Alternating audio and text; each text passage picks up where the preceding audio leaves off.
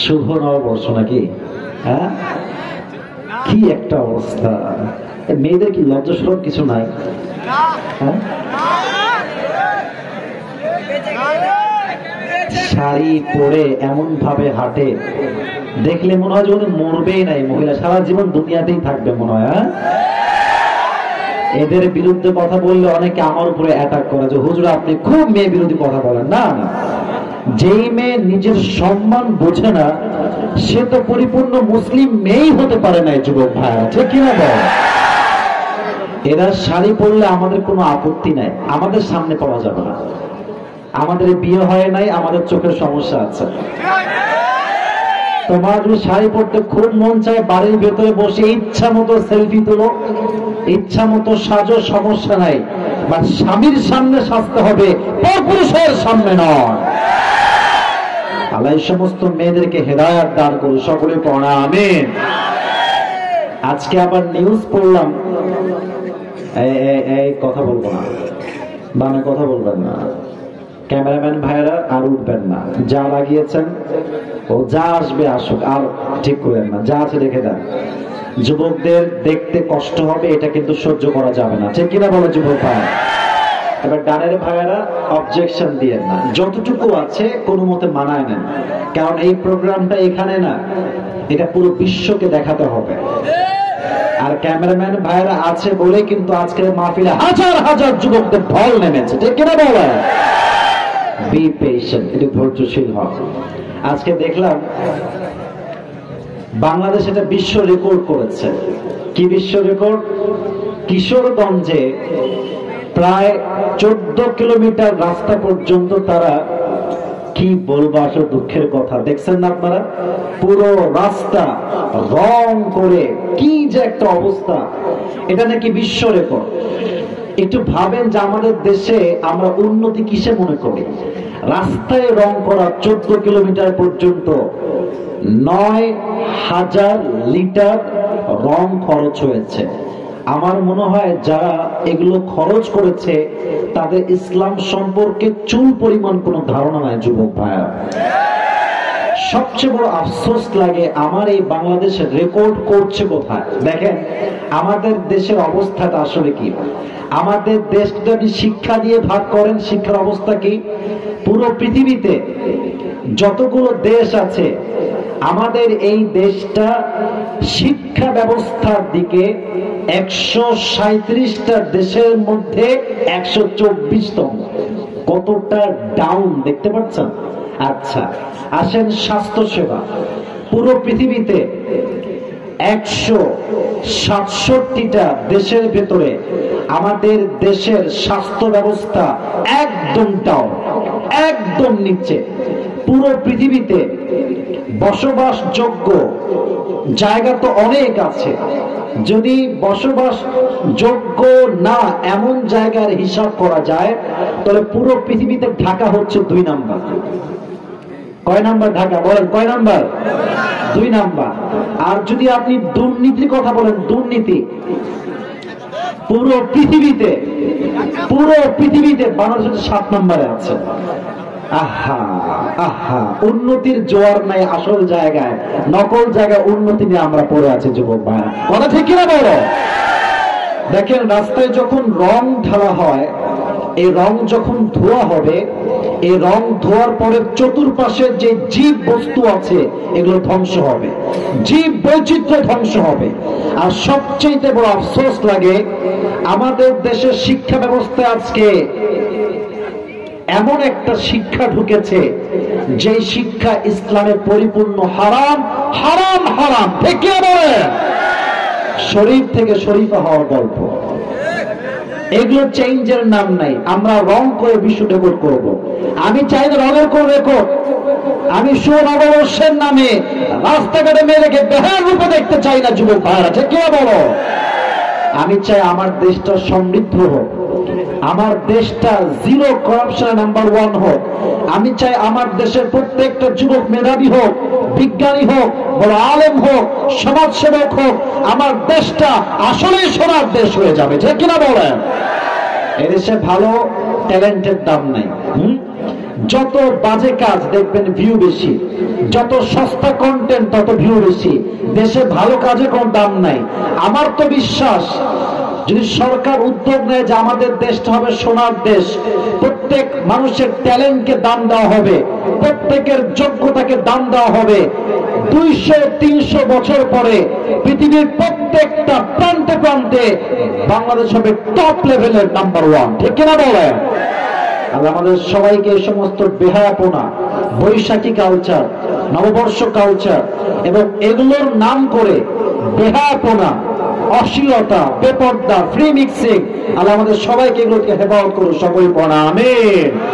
আল্লাহ রাব্বুল আলামিন প্রত্যেকটা যুবককে আমার কথাগুলো বোঝার তৌফিক দান করুন। সকলে পড়া আমিন। আর কোনো কথা বাড়তি বলতে চাচ্ছি না, তাফসীর শুরু করছি। একটা অ্যানাউন্সমেন্ট দিচ্ছি। অনেক যুবক আমাকে বলে, হুজুর আপনার টুপি আমাকে দিবেন, খুব পছন্দ আপনার টুপি আমার। তো এখানে হয়তো কয়েক যুবক থাকতে পারে আমার টুপি খুব পছন্দ হয় আপনাদের। এটা একটা পাকিস্তানি টুপি, দাম ভালো আছে, দাম কম না, অনেক দামের টুপি আর কি, শখ করলাম একটু। তো উদ্দেশ্য হচ্ছে টুপিটা আমি সামনে রাখলাম। আমি যে তাফসীরটা পেশ করব আজকে, মুরব্বিও হতে পারে, এনিওয়ান কুড বি, কোনো রেস্ট্রিকশন নাই। যেই যুবক কিংবা মুরব্বি আমার তাফসীরটা শুনবে এবং মুখস্থ করবে আমি কি কি বলেছি। খুব সহজ কথা, আমার কথায় কোনো কাঠিন্যতা পাবেন না ইনশাআল্লাহ। আমি খুব সহজে কথা বলি। যদি কেউ শুনতে পারেন, লাস্টে গিয়ে 3-4টা পয়েন্ট মুখস্থ বলতে পারেন, আমার আজকে এই ব্যবহার করা টুপিটা তাকে আমি হাদিয়া দিব। রাজি আছেন তো ইনশাআল্লাহ? মানে আমার টুপি যে খুবই special, it's not like that, but একটা তাফসীর প্রোগ্রামে এসে ওয়ার্ড শুনে মুখস্থ করে শোনানো, it's a big deal. It's really big deal. Cameraman ভাইরা আছে, আমিও আছি, অনেক শ্রোতা আছে, মুরব্বী যুবক।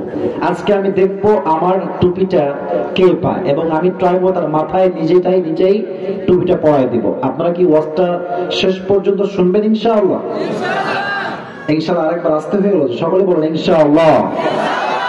এবার শেষ তাকবীর দিবেন, 3 তাকবীর দিবেন, একদম সিংহের মতো গর্জন তুলে। মুসলমান আমরা, বীর পুরুষের সন্তান আমরা, কাপুরুষের সন্তান নই। সকলে এটা কাশি দেন। আচ্ছা, এক একটা তাকবীরের সাউন্ড এক একটা চাইতে বেশি হাই হওয়া লাগবে, ঠিক আছে?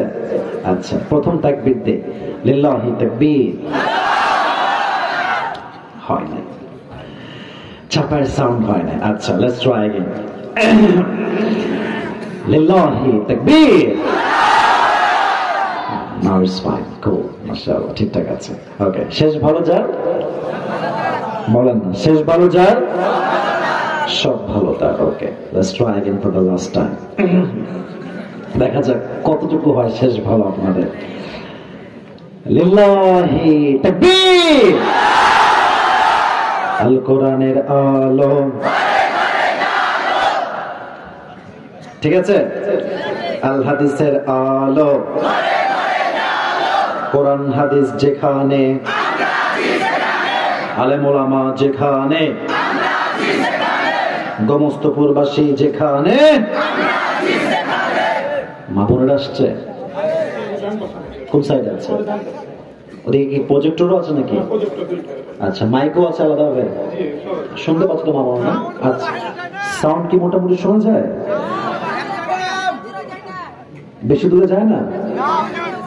আচ্ছা, আপনারা তো শুনতে পাচ্ছেন? হ্যাঁ, হারা শুনতে পারি হবে তো, এটাই হবে, সমস্যা নাই। আচ্ছা, মা বোনরা অনেকে আসছেন, আমি 2-1টা কথা মা বোন জন্য না বলে পারছি না, এটাও যুবকদের জন্যই বলছি। মা বোনদেরকে আমরা সম্মান করি না আমার যুবক ভাইয়েরা? আপনারা আমার সাথে কথা বললে আমি ওয়াজ করতে পারবো না, পারবো না, প্লিজ বলেন, সম্মান করি না আমরা যুবক ভাইয়েরা, করি না? আল্লাহ প্রত্যেকটা মা বোনকে ফাতেমার চরিত্রে চরিত্রবান হওয়ার তৌফিক দান করুন। কিপটা আমি কইলেন না গো, জোরে কোন আমিন। আচ্ছা, আমার মনে হয়, this is my personal point of view, I don't know whether you'll go to agree or not, একমত হবেন কিনা আমি জানি না, বাট আমাকে বলতে হবে। আমার মনে হয় যদি মেয়েদের, মানে এটা মেয়েদের জন্য বলতে, বয়স 18, 19, 20 অথবা 17, 16, লাইক দ্যাট, যদি এই সমস্ত মেয়েদের চিন্তা চেতনার মাঝে টাকা বাদ দিয়ে চরিত্রের চিন্তা যদি আসে যে আমার চরিত্রবান লাগবে, and to be honest with you and I'm 100% damn sure, যদি মেয়েরা চরিত্রবান যুবক খোঁজা শুরু করে, আমাদের 80% যুবকদের বিয়ে একদিনেই হয়ে যাবে, একদিনেই হয়ে যাবে। এই যে দেখেন, মেয়ের বাবা বলে যে আমার লাগবে সরকারি চাকরিজীবী সাওয়াল। এখন যে সরকারি চাকরি পেয়েছে এর বয়স হচ্ছে মাত্র 45, বেশি না। আচ্ছা, তুমি টাকলা বলছো, এগুলোর সঙ্গে বিয়ে দেয় বাপরা, তুমি জানো এইটা? দেয় না, দেয় না, দেয় না, দেয় না, দেয় না। তো একজন যুবক এরকম টাকলাকে, মানে আমি টাকলাকে না, বাবাকে বলছে যে আব্বাজান এত সুন্দর একটা মেয়ে, আহা কার লোকে বিয়ে দিলেন? হ্যাঁ, इसके सर पे तो बाल नहीं है, माथाয় তো চুল নাই। তো বাবা বলছে আর এক কথা, বলছে বাবা सर पे बाल नहीं है तो क्या हुआ, जेब में माल तो है ना। মাথায় চুল নাই তো কি, টাকা থাকলে আমার মেয়েকে আমি এমনি বিয়ে দিয়ে দিব, ঠিক কিনা বলো যুবক ভাই? তো প্লিজ যারা মাই সিস্টার্স, যারা আমাকে শুনছেন, প্রিয় বোনেরা আমার, আমি আপনাকে সম্মান দিয়ে বলছি, মেহেরবানি করে টাকা খুঁজবেন না। এই টাকা কামাইতে গিয়ে যৌবনের চাকাটা অচল হয়ে যাচ্ছে, আমাদের একদম অচল হয়ে যাচ্ছে। এজন্য আমার কথা একটা, মেয়েরা যদি চরিত্রবান যুবক চায়, আর যুবকরা যদি সাদা চামড়া বাদ দিয়ে ভালো মেয়ে খোঁজে, এদেশে জেনার সংখ্যা কমে যাবে, বিয়ের সংখ্যা বেড়ে যাবে, ঠিক কিনা বলে? আপনারা সবাই একমত? বলতে হবে যে আমাকে একমত, একমত, একমত, একমত। 2 নাম্বার কথা, এটা আমার কলিজার টুকরা যুবক ভাইদের জন্য। আমার একটা কথা নিয়ে খুব বেশি মারামারি, যদি কোনো মেয়েকে দেখে মানসিক শান্তি পাওয়া। হ্যাঁ, আচ্ছা দেখেন আমার সমস্যা কি দেখেন, আমি এই পুরো লেকচারটা দিয়েছিলাম বিয়ে কেন্দ্রিক, স্বামী স্ত্রী কেন্দ্রিক, বাট মাত্র 30 সেকেন্ডের ক্লিপ ভাইরাল হয়েছে কেমন যে আমি এটা বয়ফ্রেন্ড গার্লফ্রেন্ড নিয়ে কথা বলেছি। বাট না, আমি বলেছি যদি কোনো মেয়েকে বিয়ের পরে, তুমি তোমার স্ত্রীকে যদি মানসিক শান্তি খুঁজে পাও দেখার পরে, তাহলে এটা তোমার জন্য এনাফ। ওয়ামিন আয়াতি আন খালাকালাকুম মিন আনফুসিকুম আজওয়াজান লিতাসকুনু ইলাইহা, 21 নম্বর পারা সূরাতুর রুমে আল্লাহ তাআলা বলছেন বিয়ের উদ্দেশ্য হচ্ছে মোট 3টা। Number 1 purpose of marriage is mental peace. যদি তুমি তোমার স্ত্রীর মাঝে মানসিক শান্তি না পাও, এই বিয়ের উদ্দেশ্য অর্জন হবে না। I was talking about on this matter, আমি এইটা বলছিলাম। এখন পুরো 15 মিনিটের বক্তব্যকে কাটছাট করে যেটা ছাড়লে মারামারি হবে, ট্রল হবে, ওইটা ভাইরাল হয়েছে। বাট আমি কোনটা হাইলাইট করতে চেয়েছি এটা অনেকে হাইলাইট করেন না। অতএব আমার কথা তোমাদের জন্য, আমার কথা কি বুঝতে কোনো সমস্যা হচ্ছে তো আপনাদের ভাই? দেখেন, আমি নিজে মাসে অনেক টাকা কামাই, এটা অহংকার নিয়ে না, দাপট নিয়ে বলছি না। টাকা কামাইলে কিন্তু অনেক ভালো কিছু করা যায় না যদি মনের মতো মানুষ জীবনে না থাকে। আগে ঠিক বলতে হবে না, আগে শোনেন, মজা নিয়েন না, মজা নেবেন, আগে শোনেন। আমার কথা হচ্ছে বেতন যদি আমার 10,000 হয়, আমার বেতন যদি মাত্র 10,000 হয়, আমার কথা হচ্ছে আমি যদি একজন সঠিক জীবন সঙ্গী খুঁজে পাই, কবে আমার 1 লাখ বেতন হবে, কবে আমার ঢাকায় ফ্ল্যাট হবে, কবে আমার সরকারি চাকরি হবে, আমি ভাববো না। আমার কথা একটা, টাকা বাস ইনকাম হচ্ছে, আমি এখনই এই মুহূর্তে বিয়ে করবো, ঠিক কিনা বলেন? ব্যাংকে আমার 1 কোটি হলে বিয়ে করব, এই চিন্তা একদম বাদ দিয়ে দেন। আল্লাহ প্রত্যেকটা যুবককে এই কথাগুলো মানা, বোঝা এবং আমল করার তৌফিক দান করুন, সকলেই পড়ুন আমিন। কোরআন থেকে আমরা যে বিষয় আজকে তাফসীর শুনবো, বিষয়টার নাম হচ্ছে সবর, ধৈর্য। বলেন সবাই, এটার নাম কি? ক্যামেরাম্যান, তোর বাড়ি ফিরে যাও, ওখানে বসো, ওখানে বসো, ওখানে বসো, পাশের পাশে বসো, পাশে ওখানে বসো। আচ্ছা, আমাকে আপনারা ফেসবুকে দেখছেন না আগে? আজকে তো ভিডিও করার দিন নয়, আজকে আমাকে সরাসরি দেখার দিন। যুবক ভাইয়েরা কি এইটা নিয়ে এমনি এমনি করতেছে, একদম কমায় দাও। মাইক না মারে তো আমি কথা বলতে পারবো না বাবু। আচ্ছা আমি বলি, আমাকে দেখা যাবে কখন? আমি ডান বাম তো অলওয়েজ হচ্ছে, দেখা যাবে। চিল্লাও চিল্লাও, সবর সবর, প্লিজ আমাকে বললেন না, সবর করেন ভাই। যতটুকু দেখা যায়, দেখা মূল উদ্দেশ্য নয়। কি ওয়াজ করছিল হচ্ছে মূল উদ্দেশ্য। কথা ঠিক আছে যুবক ভাইরা আমার? বলেন আজকে আলোচনার মূল বিষয়বস্তুর নাম কি? বলেন সবাই। ধৈর্য। আরবিতে বলা হয় সবর, ইংরেজিতে বলা হয় পেশেন্স, দ্যাট মিন্স ধৈর্য। জীবনে সফল হওয়ার ক্ষেত্রে ধৈর্য ছাড়া আর কোন অল্টারনেটিভ ওয়ে কি আপনাদের জানা আছে? আচ্ছা বলেন, আল্লাহর কাছে যদি আমরা সাহায্য চাই, দুইটা জিনিস দিয়ে চাইবো। বলেন কয়টা জিনিস? এক, ইয়া আইয়ুহাল্লাযীনা আমানু ইসতাঈনু বিস-সাবরি ওয়াস-সালাহ, O you who believed seek the help with salah and patience. যদি আল্লাহর সাহায্য তুমি পেতে চাও, এক, নামাজ পড়ো, দুই, ধৈর্যশীল হও। যে নামাজি হয় এবং ধৈর্যের সঙ্গে আল্লাহর কাছে চায়, আল্লাহর সাহায্য গায়েবী ভাবে তার উপরে নাজিল হয়। সুবহানাল্লাহ পড়বেন না আপনারা? আরেকটা আয়াতে আল্লাহ তাআলা বলছেন, ইয়া আইয়ুহাল্লাযীনা আমানু ইসবিরু ওয়া সাবিরু ওয়া রাবিতু ওয়াত্তাকুল্লাহা লাআল্লাকুম তুফলিহুন। O you who believed, be patient and raise in patience and be steadfast in order that you will become a victorious person in this world and the next one. আল্লাহ বলছেন ধৈর্যশীল হও এবং ধৈর্য অবিচল হও। তুমি যদি ধৈর্যশীল হতে পারো, তোমাকে চূড়ান্ত পর্যায়ের সফলতায় পৌঁছায় দিবে একজন। তিনি কে? পেছনে দুইজন কয়ে যায়, সাদা গেঞ্জে লাল গেঞ্জে, মায়ের হাড্ডি ভেঙে দিব না একদম। বসে পড়ো বসে পড়ো। আচ্ছা শোনেন, আপনারা কি চান যে আজকের ওয়াজটা শেষ পর্যন্ত হবে? চান চান চান চান চান? সবাই হাত তোলেন। আমি যা ওয়াদা করাই আপনারা ওয়াদা পাঠ করেন, না হয় ওয়াজ করে শান্তি পাবো না। সবাই এক বাক্যে বলেন সবাই, হুজুর। আরে জোরে কোন হুজুর। আমরা ওয়াদা করলাম আজকের ওয়াজ, কথা কম না কেন জোরে, আজকের ওয়াজ শেষ না করে, দোয়া না করে আমরা কেউ, এই যে হাত দেখিয়ে বলেন, উঠে যাব না। মন খুলে বলেন ইনশাআল্লাহ। এবার দেখবো কোন মামুর বেটা উঠে যাবে, এবার দেখবো। হ্যাঁ, একজন যাবেন না। তাকবীর দেন, লিল্লাহি তাকবীর।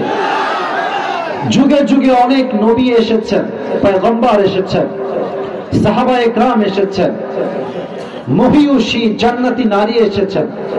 প্রত্যেক নবী, প্রত্যেক সাহাবী, প্রত্যেক মহিয়সী নারী, প্রত্যেক পয়গম্বর ধৈর্যের পরীক্ষা দিয়েছেন। কিছু এক্সাম্পল দিব কোরআন থেকে, আমাকে উত্তর করতে হবে আগে। একজন নবী যিনি প্রায় 12 থেকে 18 বছর রোগী ছিলেন, অসুস্থ ছিলেন, তার দেহের প্রত্যেকটা অঙ্গ প্রত্যঙ্গে পচন ক্রিয়া তৈরি হয়েছিল। এই নবীর নাম কে বলতে পারবেন? মাশাআল্লাহ, আইয়ুব আলাইহিস সালাতু ওয়াস সালাম। এই দলিলটা কোরআনে আছে না নাই? আল্লাহ তাআলা বলছেন, وأيوب إذ نادى ربه أني مسني الضر وأنت أرحم الراحمين।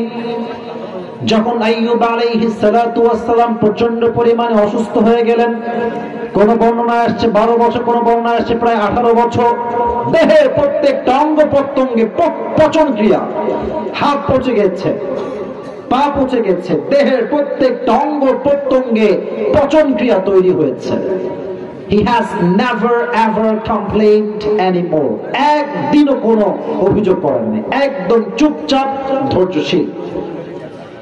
যখন এই পচন ক্রিয়া তৈরি হতে হতে হতে হতে জিহ্বা পর্যন্ত আসছে, জবান পর্যন্ত আসছে, তখন আইয়ুব বলছে, আল্লাহ দেহের প্রত্যেকটা অঙ্গ পচে যা, কোনো সমস্যা আমার নাই, don't have a single objection about it, কোনো অভিযোগ নাই। কিন্তু যে জবান দিয়ে তোমার জিকির করি, যে জবান দিয়ে তোমাকে আমি ডাকি, এটা যদি নষ্ট হয়ে যায়, এটা আমি সহ্য করতে পারবো না। আল্লাহ anni massani yadurru wa anta arhamur rahimin.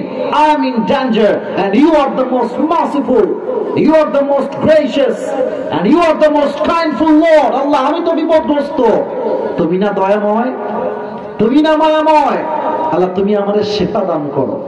এই ধৈর্যের সঙ্গে দোয়া করার সাথে সাথেই ফাস্তাজাবনা লাহ, আল্লাহ সঙ্গে সঙ্গেই আইয়ুবকে পরিপূর্ণ শেফায়ে আজলা কামেলা দান করেছে। সুবহানাল্লাহ বলবেন না আপনারা? আচ্ছা, second example from Quran, but before that I would like to ask you a question, very important question. সেটা হচ্ছে, বলেন তো একজন নবী যাকে মাছ গিলে ফেলেছিল পেটের ভেতর, নবীর নাম কি? কে বলতে পারবেন? মাশাআল্লাহ, বসে পড়ো। মাশাআল্লাহ, সর্বনাশ কই আসছে রে বাবা, সবাই তো জানে দেখতেছি। ইউনূস আলাইহিস সালাতু ওয়াস সালাম। আচ্ছা, মাছের পেটে যে যায় সমুদ্রের গভীরে, এখানে কি ওই গ্রামীণ সিমের নেটওয়ার্ক পায় নাকি? এখানে কেন, সমুদ্রের নিচে পায়? বোঝে নাই রে। মাছের পেটে সমুদ্রের গভীরে সিম কাজ করবে? ল্যাপটপ কাজ করবে? আইফোন কাজ করবে? কম্পিউটার কাজ করবে? কিচ্ছু কাজ করবে না। নাথিং উইল ওয়ার্ক দেয়ার, কিচ্ছু কাজে আসবে না। ইউনূস বুঝে গেছে, আমার এই বিপদের মুহূর্তে আমাকে বাঁচাতে পারে এক সত্তা। জোরে বলেন কে? ইউনূস আলাইহিস সালাতু ওয়াস সালাম শুরু করলেন পড়তে, লা ইলাহা ইল্লা আনতা সুবহানাকা ইন্নী কুনতু মিনাজ জালিমিন। এই দোয়া যখন তিনি পড়েন, আল্লাহ তুমি তো আমাকে মুক্তিদাতা, তুমি তো আমাকে পারবে হেফাজত করতে, তুমি তো সবচাইতে পবিত্র সত্তা। যখন তিনি আল্লাহকে মাছের পেটের ভিতরে সমুদ্রের হাজার হাজার ফিট পানির গভীর থেকে ডাক দিয়েছে, আল্লাহ তুমি তো আমাকে বাঁচাতে পারবে, আর কেউ পারবে না। ফাস্তাজাবনা লাহ, আল্লাহ তাকেও মাছের পেট থেকে মুক্তি দান করেছে। একটু জোরে সোরে সবাই মিলে মজা করে সুবহানাল্লাহ পড়তে পারলে না সবাই মিলে? আচ্ছা, বলেন তো আমার নবীজির বউ ছিল কয়টা? সর্বনাশ, মাশাআল্লাহ। এখানে প্রশ্ন করতে এখন ভয় লাগছে ভাই, যে উত্তর দিচ্ছেন আপনারা। বলেন ছিল কয়টা? আচ্ছা, এমনি প্রশ্ন করছি, এটা কিন্তু বাঁধানোর স্বার্থে একদমই না। আমি ওই মনোমাইন্ড বিলংই করি না। আমি চাই সবাইকে সম্মানের সঙ্গে বোঝাতে, that's why I am asking, otherwise আমি জিজ্ঞেস করতাম না। আচ্ছা, নবীর প্রথম স্ত্রীর নাম কি বলতে পারবেন? রাদিয়াল্লাহু তাআলা আনহা। আচ্ছা, আরেকটা প্রশ্ন, নবীর অনেক বউ তো ছিল আমরা জানি, বাট একজন বউ, she was single, she was not divorced, she was virgin, এই বউয়ের নাম কি বলতে পারবেন? আয়েশা রাদিয়াল্লাহু তাআলা আনহা। মাশাআল্লাহ, রিয়েলি অ্যাপ্রিশিয়েটেড, সবাই জানেন। আচ্ছা, ছোট্ট একটা হাদিস মনে আসছে। আচ্ছা, একজন মেয়ের জীবনে সতীত্বের চাইতে দামি জিনিস আর কি কিছু হতে পারে? বলেন না কেন? হতে পারে, পারে পারে পারে। আজকালকার মেয়েদের কথা বলতে গেলে বড্ড কষ্ট পাই, বাট বলতে হয় যেহেতু ওয়াজ করি, জায়গাটাই হচ্ছে বলা। আজকালকার 7 এর মেয়েরা, 7 তো यार ये बहुत ज्यादा हो गया, 6 বা 5 এর মেয়েরা টিকটকও করে, প্রেমও করে বেড়ায়। Do you agree with this? একমত আপনারা সবাই? কথা কি ভুল বলছে আমার যুবক ভাই? বড় বড় বড় বড় বড় বড় 5 বছরের মেয়ে যে এখনই নষ্টামি করছে, এই ক্লাস 5 এ পড়ে, যার বয়স মাত্র 11 বা 12, এই মেয়ের বয়স 22 হলে কি করবে আপনি ভাবেন? কথা ঠিক কিনা বলো যুবক ভাইরা আমার?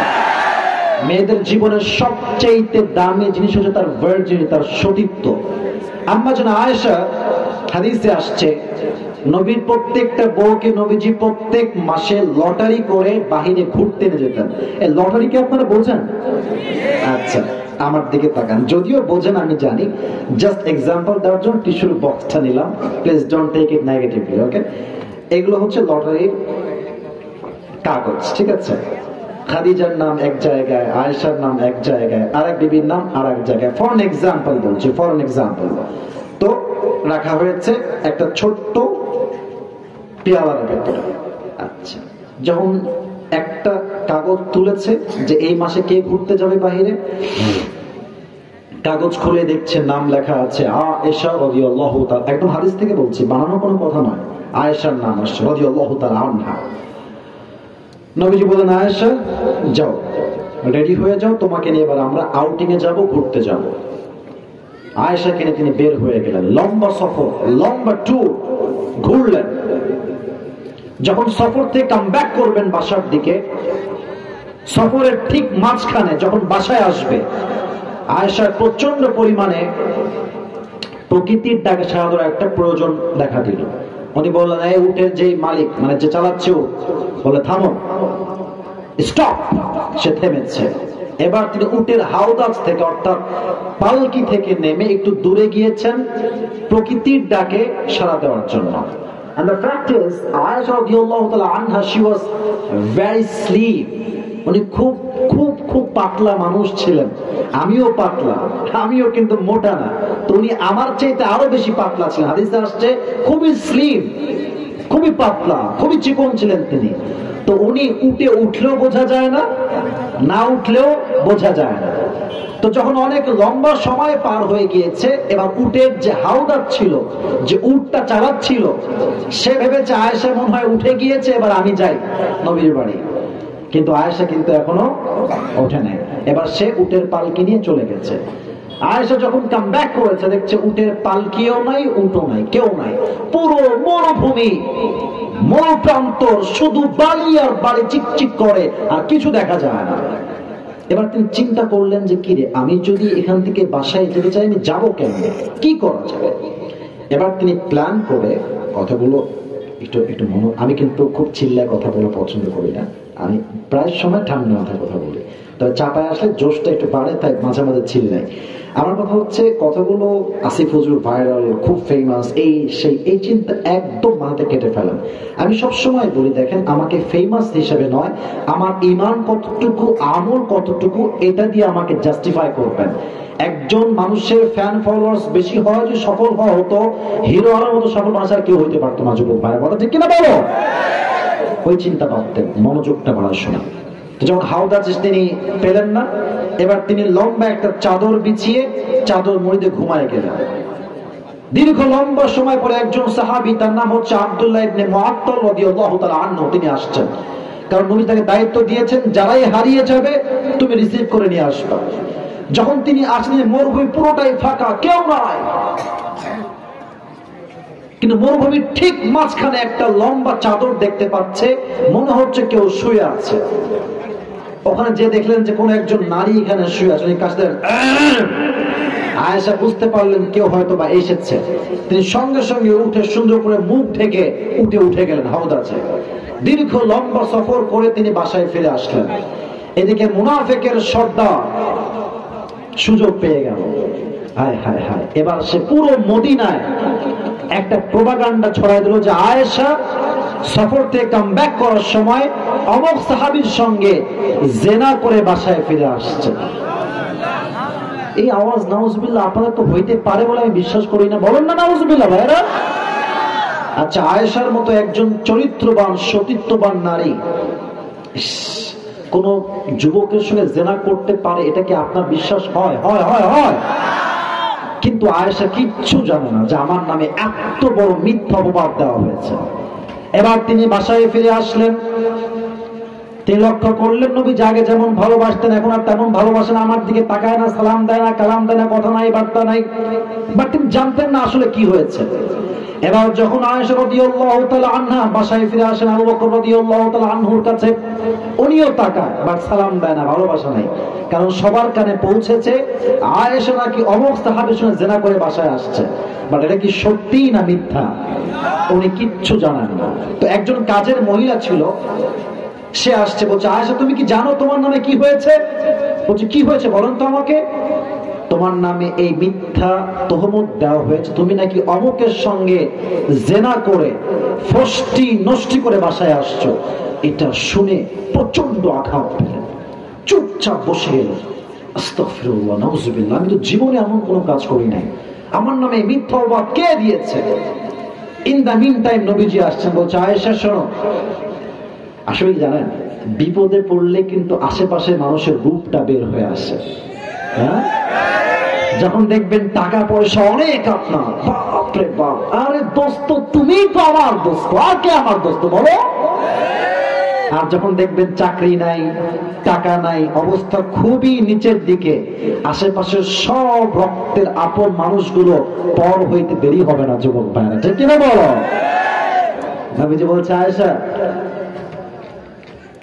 তুমি যদি জেনা করেই থাকো বা ফষ্টি নষ্টি হয়ে গিয়ে থাকে বা অন্যায় হয়ে গিয়ে থাকে, তুমি আল্লাহর কাছে তওবা করো। এবার আয়েশা আর সহ্য করতে পারলেন না, ইয়া রাসূলুল্লাহ আপনি আমাকে বিশ্বাস করেন না? ইয়া হাবিবাল্লাহ আপনি আপনার বউকে বিশ্বাস করেন না? বলছেন না না আমি তো বিশ্বাস করি, বাট যদি মানুষ হিসেবে হয়ে যায় আল্লাহর কাছে মাফ চেয়ে নাও। এবার আয়েশা বললেন, আমার কাছে ধৈর্য ছাড়া আর কোন হাতিয়ার আর বাকি নাই। আমি চুপ হয়ে গেলাম। আমার ধৈর্য, আমার ভরসা, আমার আশা এক সত্তা, তিনি কে? এবার দেখেন সবরের ফলাফল কাকে বলা হয়, সবরের বিনিময় কাকে বলা হয়।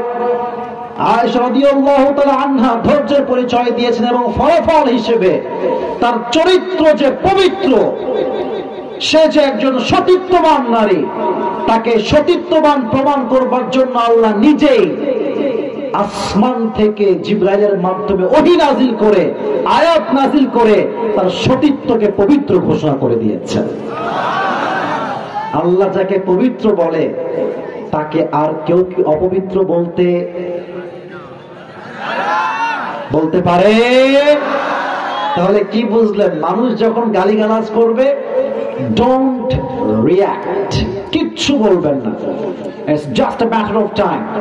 সময় যখন ঠিক হবে সব ঠিক হয়ে যাবে, ততক্ষণ পর্যন্ত সবর করবেন এক সত্তার উপরে, তিনি কে? এবার আসেন আরেকটা মজার হাদিস গল্প শোনাই। গল্প তো না, বিশাল লম্বা একটা ঘটনা।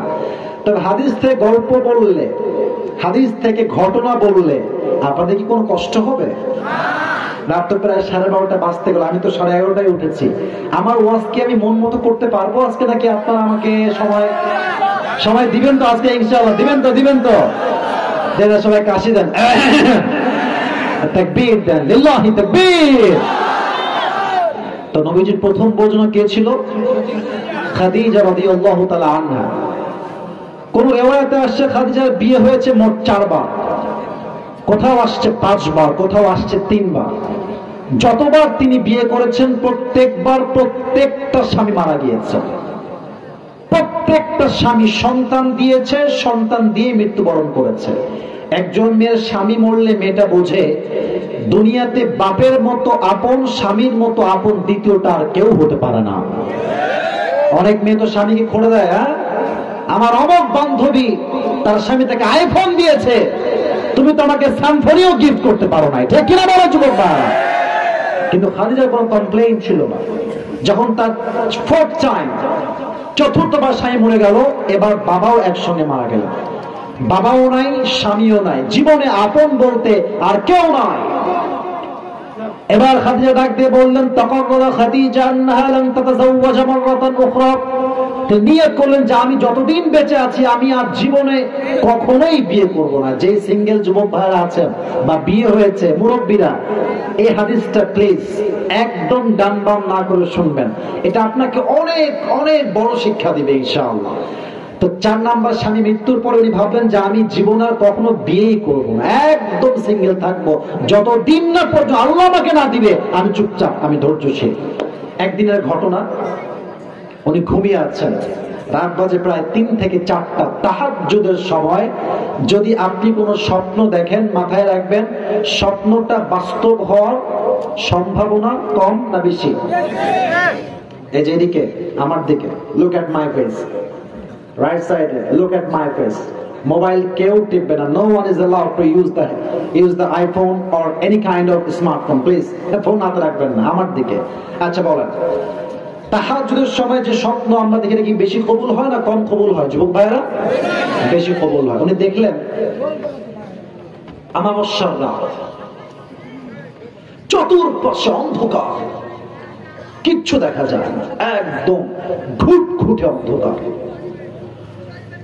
হঠাৎ তার চোখ পড়লো আকাশের দিকে, দেখলেন যে একটা লম্বা চাঁদ আকাশে ভাসছে, তারা ভাসছে। চোখ পড়ার সঙ্গে সঙ্গে চাঁদ আসমান থেকে সোজা খাদিজার বুক বরাবর নেমে আসছে।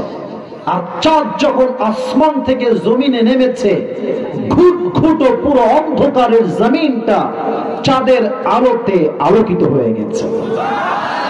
আর আলোর ছটা এতটা বেশি ছিল, খাদিজার ঘুম তখনই ভেঙে গেছে।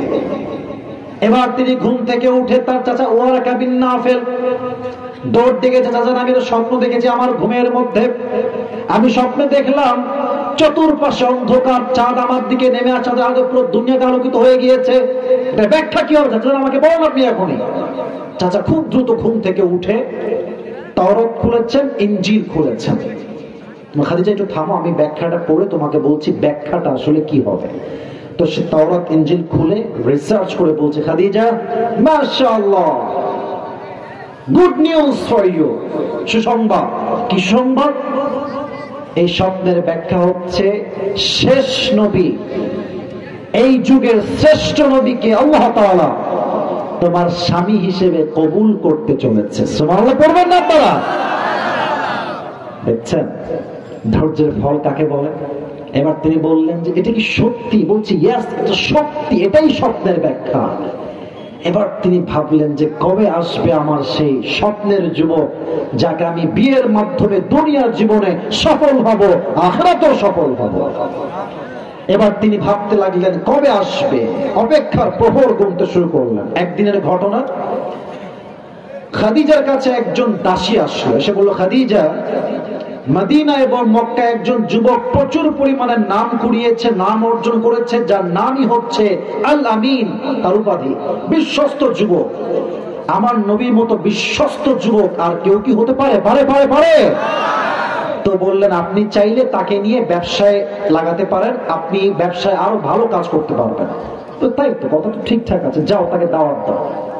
তো একটা বিশাল বড় কার্ড দেওয়া হলো, নবীজিকে ইনভাইট করা হলো ব্যবসার কাজে, বিয়ের কাজে নয়। এই হাদিসের পাঠ বুঝতে হবে, ব্যবসার কাজে না বিয়ের কাজে। যুবক ভাইয়ারা, ব্যবসার কাজে, বিয়ের কাজে না।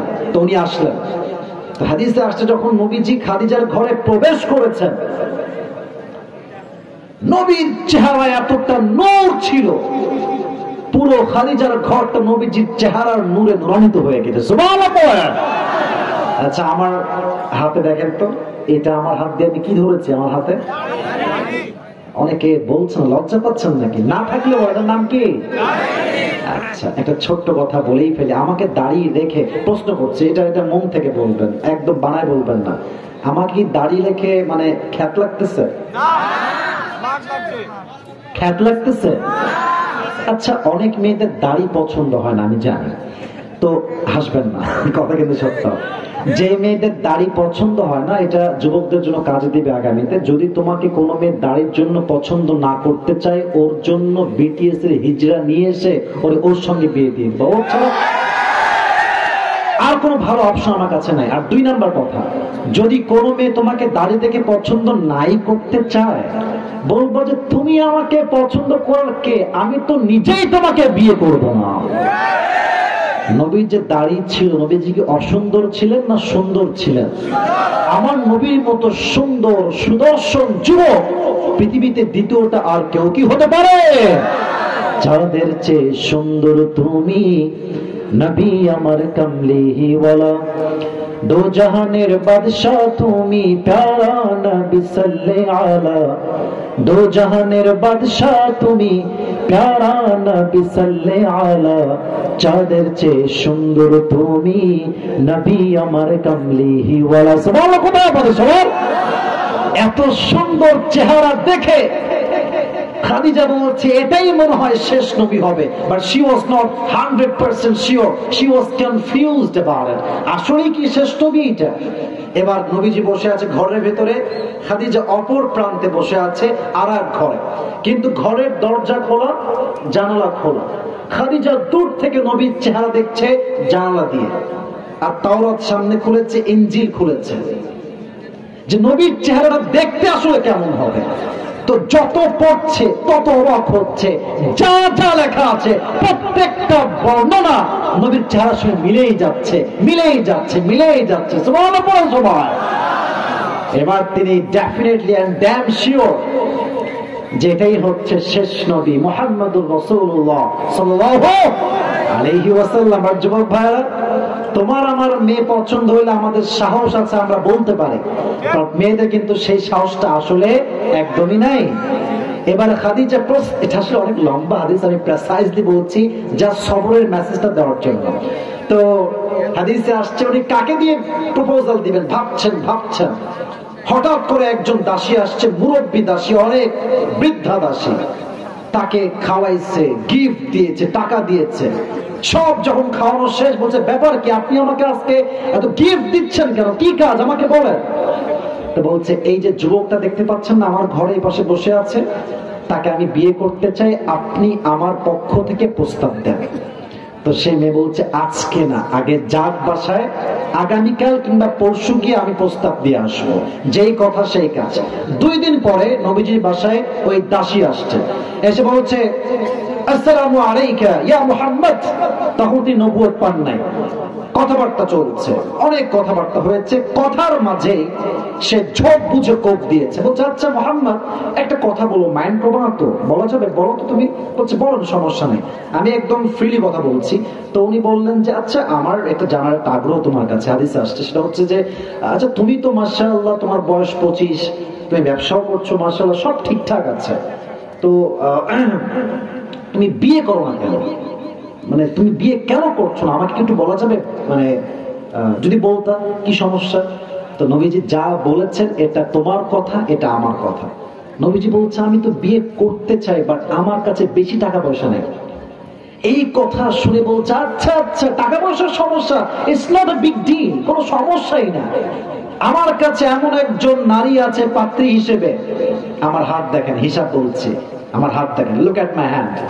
আমার কাছে এমন একজন নারী আছে যাকে বিয়ে করলে মোহর দেওয়া লাগবে না, যাকে বিয়ে করলে বাড়ি দেওয়া লাগবে না, যাকে বিয়ে করলে কাপড় দেওয়া লাগবে না, যাকে বিয়ে করলে ভরণ পোষণ দেওয়া লাগবে না, যাকে বিয়ে করলে তোমাকে কোনো ব্যবসা করতেই হবে না, বরং তোমার ব্যবসা করতে যা যা লাগে, যত টাকা লাগে, যত আসবাব লাগে, যত মাধ্যম লাগে, সেই তোমাকে সব এনে দিবে। নবীজি বলছে, হাউ ক্যান ইট পসিবল, এরকম মেয়ে কি এই যুগে আদৌ পাওয়া সম্ভব? কে সেই মেয়ে? মাসমুহা, মেয়ের নাম কি? এবার সে বলছে, ইসমুহা খাদিজা, তার নাম হচ্ছে খাদিজা। অবাক করার বিষয় হচ্ছে, হাদিসে আসছে নবীজি আগা গোড়ায় খাদিজাকে পছন্দ করতেন। সুবহানাল্লাহ পড়বেন না আপনারা? বাট নবীজি ভাবতেন, আমি হলাম গরিব ঘরের একজন যুবক, খাদিজা হচ্ছে কোটি কোটি টাকার মালিক, আমার বিয়ে তার সঙ্গে কেমন করে সম্ভব? কিন্তু নবীজি খুব চালাক, বলছেন যে, ও আচ্ছা আচ্ছা, পাত্রীর নাম খাদিজা, তাই না? আচ্ছা, তো ঠিক আছে, আমার তো চাচা আছেন, বাবা মা কেউ নেই, চাচার নাম কি ছিল, কে বলতে পারে? নাম কি বলেন, বলেন নাম কি? তো বলছে, আমি আগামীকালকে আমার চাচা আবু তালেবকে নিয়ে আপনাদের বাসায় আসবো, তখন কথা হবে, বিস্তারিত কথা। তো তারপরের দিন নবীজি চাচাকে নিয়ে তার বাসায় আসছে, অনেক লোক আসছে, প্রায় 8-10 জন লোক হবে, কথাবার্তা চলছে, বিয়ে কবে হবে, কি অবস্থা। তো ডেট ফাইনাল হয়েছে, হাদিসগুলো প্রেসাইজলি শর্টকাটে বলছি। ডেট যেদিন ফাইনাল হলো বিয়ের জন্য, মাশাআল্লাহ, খাদিজার পক্ষে 2 জন লোক আসছেন, নবীর পক্ষে 2 জন লোক আসছেন, মোট কয়জন লোক হলো? খুব অ্যাক্টিভ, রাত বাজে প্রায় 12:30, কিন্তু অ্যাক্টিভিটি দেখে মনে হচ্ছে না যে আপনারা কেউ বিরক্ত হচ্ছেন। বলেন সবাই, কয়জন লোক? 4 জন লোক। আচ্ছা, বিয়ের পূর্বে খাদিজার চাচা ওয়ারাকা বিন নাফেল দাঁড়িয়েছে খুতবা দেওয়ার জন্য। এবার ডাক দিয়ে বলছে, মুহাম্মাদের চাচা, আমার দিকে তাকিয়ে শুনবেন, আমার একটা বক্তব্য আছে আমার ভাতিজাকে নিয়ে, আমার খাদিজাকে নিয়ে। কি বক্তব্য? বক্তব্যটা হচ্ছে, খাদিজার স্বামী মারা গেছে, যতবার বিয়ে করেছে সব স্বামী মারা গেছে, তার বাচ্চা আছে, সে ডিভোর্সড। তবে আমি তার বিষয়ে গ্যারান্টি দিয়ে বলছি, খাদিজার মতো চরিত্রবান নারী এই তল্লাতে দ্বিতীয়টা আর কেউ হতে পারে না। সুবহানাল্লাহ। কোথায়? উনি বক্তব্য দিয়ে বসে গেছেন। এবার দাঁড়িয়েছে নবীজির পক্ষ হতে আবু তালেব। নবীর চরিত্র কি ভালো না খারাপ? ওয়া ইন্নাকা লাআলা খুলুকিন আযীম, 29 নম্বর পারা, সূরাতুল কলম। আল্লাহ বলছেন, নবী আপনার চরিত্র যে পবিত্র, আমি আল্লাহ নিজেই তার সাক্ষী হয়ে গেলাম। সুবহানাল্লাহ পড়বেন না আপনারা? আবু তালেব ডাক দিয়ে বলছে, খাদিজা শোনো, সবাই আপনারা শুনবেন মনোযোগ দিয়ে। আমার ভাতিজা বেশি একটা বড় লোক কোনো যুবক নয়, টাকা নাই, বাড়ি নাই, গাড়ি নাই, সম্পত্তি নাই, কিচ্ছু নাই। আমি তার চাচা হয়ে সাক্ষ্য দিচ্ছি, পুরো মক্কা এবং মদিনায় তার মতো ট্রাস্টেড, তার মতো ট্রাস্টওয়ার্দি পারসন, তার মতো বিশ্বস্ত আল্লামিন এই তল্লাটের দ্বিতীয়টা আপনি কখনোই খুঁজে পাবেন না। সুবহানাল্লাহ বলেন। অতএব ওয়ারাকা বিন নাফেল, আপনার কপাল ভালো যে আপনি আমাদের ছেলেকে জামাই হিসেবে পাচ্ছেন। মাশাআল্লাহ, সব কথাবার্তা ডান, বিয়ে হয়ে গেল, আদ্য সম্পূর্ণ, সব ঠিকঠাক। এই বিয়ের ক্ষেত্রে মোহর লাগে না? কথা কোন লাগে না? লাগে না? কি মোহর দিবে? টাকা পয়সা তো খুবই কম। তো চাচা বলছে, দেখেন খাদিজা, আমার কাছে কিন্তু দেওয়ার মতো কিছুই নাই, তবে হ্যাঁ, আমি আপনাকে 20টা উট দিব মোহর হিসেবে। কয়টা উট? 20টা। তো বলছে ঠিক আছে, ওইটাই আমি নিলাম, কোনো সমস্যা নেই। 20টা উট দিয়েছে। কিন্তু বিয়েতে এত মেহমান আসছে, আশেপাশে একটু লোকজন আছে, চাচা আছেন, মামা আছেন, একটা খাওয়া দাওয়ার আয়োজন লাগবে না? অলিমা লাগবে না? এই কথা লাগবে না? লাগবে না? কি দিয়ে রান্না করবে? খাবার নেই। খাদিজার মন, বোনেরা আমার কান খাড়া করে কথা শুনবেন, ভালো করে শুনবেন। খাদিজা বলছে, কিচ্ছু লাগবে না, আমার যে 20টা উট মোহর দেওয়া হয়েছে, এই 20টা উটকে ওয়ালিমা হিসেবে এখনই জবাই করে দাও। এরকম মেয়ে হইলে তো বিয়ে করতেই মন চায় যুবক ভাইয়ারা, ঠিক কিনা বলো যুবক ভাই? নাই তো না। মেয়ের বাপ লেখে, আমার মেয়েকে বিয়ে করতে হলে মোহর দেওয়া লাগবে 20 লাখ টাকা। আর যারা বিয়ে করবেন সামনের দিকে, ওই একটু কাবিন নামা ভালো করে পড়েন, শূন্য একটা কম বেশি হইলে কিন্তু 12টা বেজে যাবে একেবারে, ঠিক কিনা বলে? তো বলছে যে 20টা উটি জবাই করে দাও। বিয়ে হয়ে গেল, বাসর রাত। এবার আসেন হাদিসের শেষ পাঠে। এটা বলার জন্যই এতগুলো কথা আমাকে বলতে হয়েছে। বাসর রাত হয়ে গেল, নবীজি ডানে বসে আছেন, খাদিজা বামে বসে আছেন। এবার খাদিজা বাসর রাতে বলছে, ইয়া রাসূলুল্লাহ, ইয়া হাবিবাল্লাহ, যদিও তখন নবী ছিলেন না, আমি জাস্ট ডাকার জন্য বলছি, সম্মানের জন্য, আপনি কি জানেন যে আপনার মতো একজন চরিত্রবান স্বামী আমি আমার জীবনে কেমনে পেলাম? নবীজি বলছেন, না তা তো আমি জানি না, আপনি কেমনে পেয়েছেন? আপনি বললেই জানবো। এই হচ্ছে মূল মেসেজ, এটা হচ্ছে মূল হাদিসের এক সারাংশ কথা, এটাই হচ্ছে মূল কথা। বলছে, আমার প্রথম স্বামী মারা গেছে, আমি ধৈর্যশীল ছিলাম। দ্বিতীয় স্বামী মরেছে, ধৈর্যশীল ছিলাম। তৃতীয় স্বামী মারা গেছে, বাচ্চা রেখে ধৈর্যশীল ছিলাম। চতুর্থ স্বামী মরে গেছে, আমি ধৈর্যশীল ছিলাম।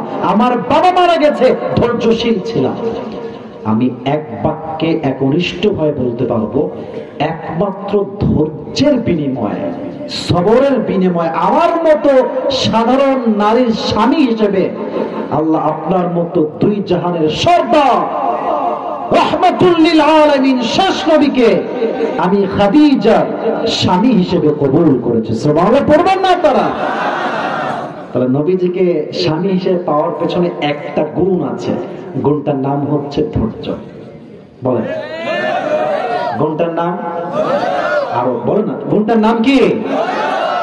ধৈর্য। অতএব ওয়াজ কিন্তু শেষ হয় না। অতএব আজ থেকে যে কোনো কাজ না হলে বলবো যে আল্লাহ আর কবে হবে, আর পারছি না, আমাকে এখনই দেওয়া লাগবে, আমার দ্বারা হবে না। ধৈর্য বলা যাবে?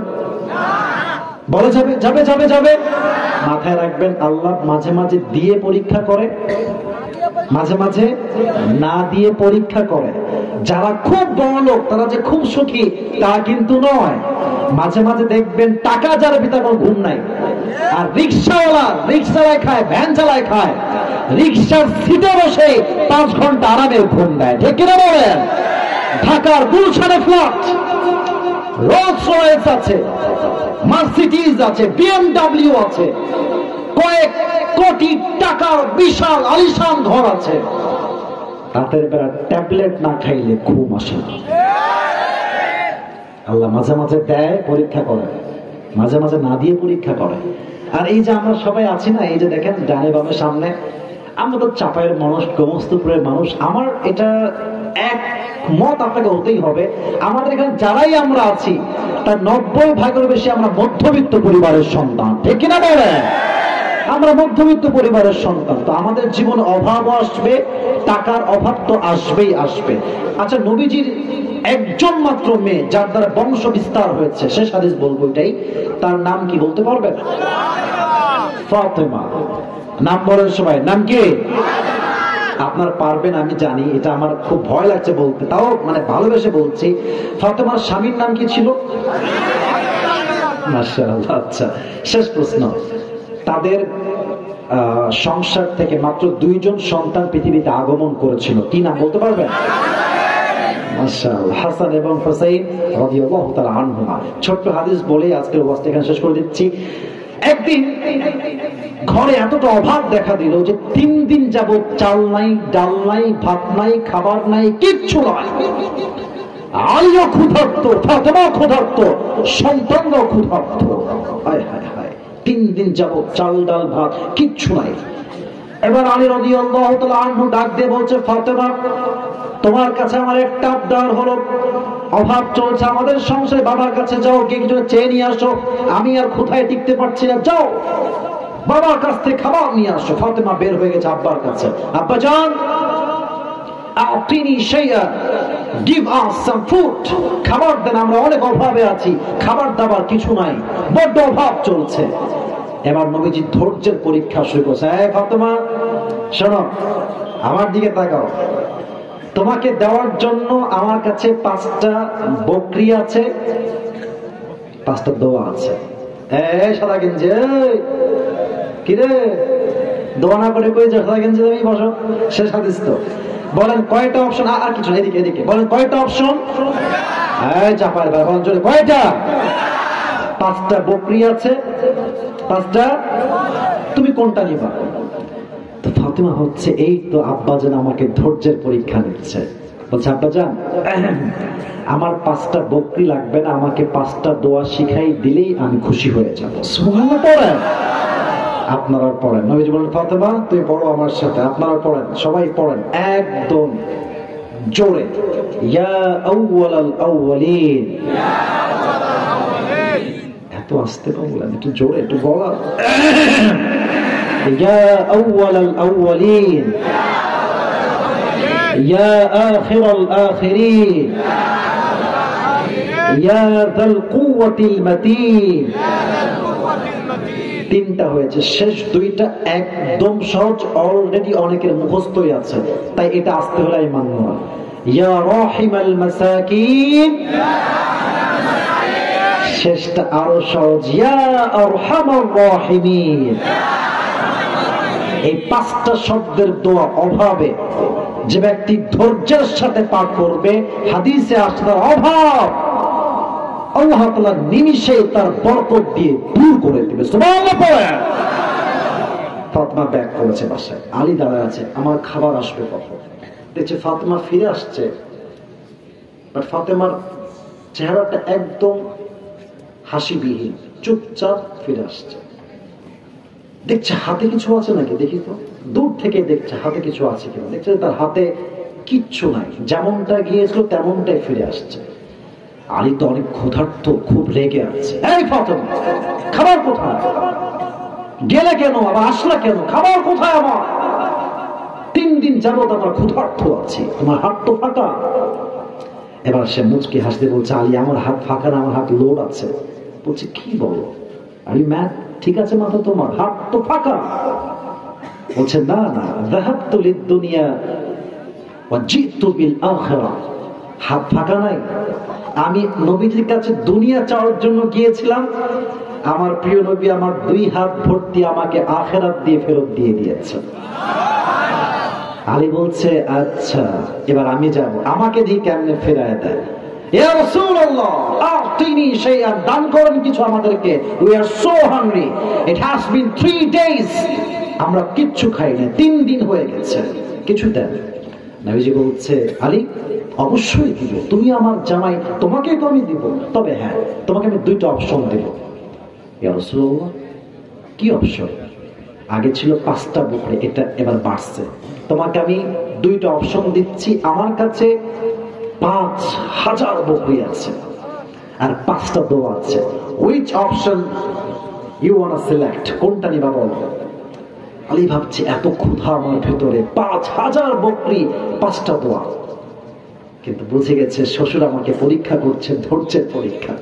বলছে ইয়া রাসূলুল্লাহ 5000 বকরি দরকার নাই, 5টা দোয়া শেখালেই আমি আলী খুশি হয়ে যাব।